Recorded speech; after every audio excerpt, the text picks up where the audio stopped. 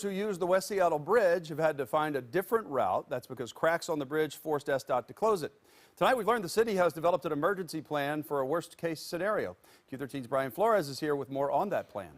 Yeah, David, the worst-case scenario that we are talking about is what would happen if the bridge collapsed. Now, Seattle transportation officials made it clear there was no indication of this happening despite those cracks, as you mentioned, but they needed to create this plan just in case. So the plan includes bringing in a lot of agencies here to coordinate.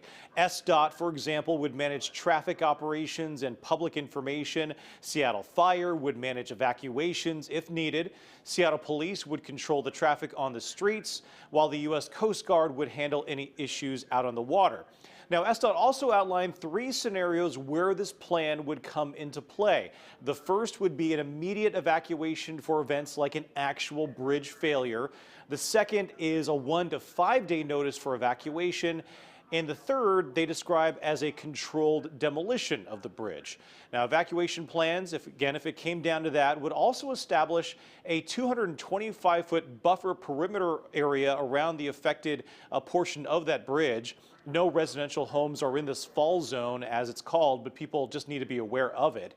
Again, SDOT says there is no reason to panic, but instead they just want people to know that they have made these plans, again, just in case. While all the crack growth has slowed substantially since we took all of the traffic off of the bridge, it hasn't slowed completely.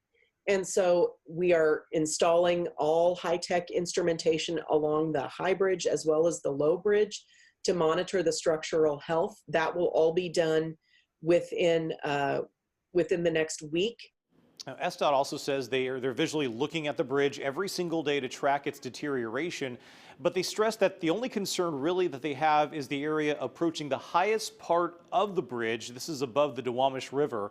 Officials say this instrumentation that you just heard of from Heather Marks there that's being installed this week will prove pivotal into deciding whether to replace or repair the bridge. But until that time, again, they just want people to be prepared, and they say the best way to do that is to sign up for Alert Seattle, which will provide emergency updates right to your phone or email.